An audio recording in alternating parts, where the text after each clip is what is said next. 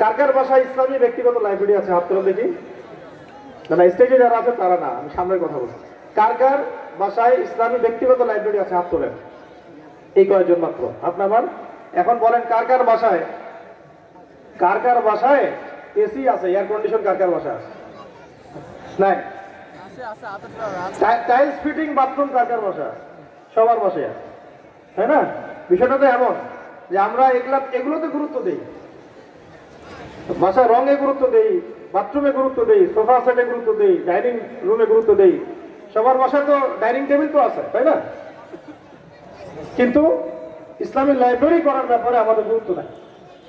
যার সাথে বইয়ের দেশের জমিনে প্রতিষ্ঠা করতে চাই, ইসলাহ সংশোধন শুরু করতে হবে আগে ব্যক্তি থেকে, আপনার নিজে থেকে, আপনাকে দিয়ে, আমাকে দিয়ে। এবং এই ইসলাহের জন্য এই বিষয়গুলো খুব জরুরি। নামাজ, আমার সাথে বলেন, একটা হচ্ছে কি ফরজ নামাজ, এর সাথে তাহাজ্জুদ, এর সাথে প্রতিদিন কোরআন তেলাওয়াত। কোরআন তেলাওয়াত কতটুকু? আমি বলি কমপক্ষে 1 পৃষ্ঠা। কমপক্ষে পড়া যাবে না? একটা পৃষ্ঠা পড়তে কতক্ষণ লাগবে? সর্বোচ্চ 15 মিনিট, সর্বোচ্চ আধা ঘন্টা। মুখস্থ থাকলে 5 মিনিটও লাগে না। পড়া যাবে না ইনশাল্লাহ? 4 নাম্বার হচ্ছে ব্যক্তিগত লাইব্রেরি করা।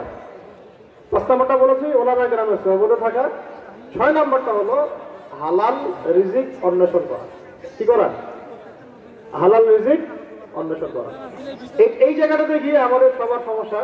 কেউ সুদের সাথে সম্পৃক্ত, কেউ ঘুষের সাথে, কেউ দুর্নীতি, কেউ মানুষের সম্পদ আত্মসাৎ করছে ইত্যাদি।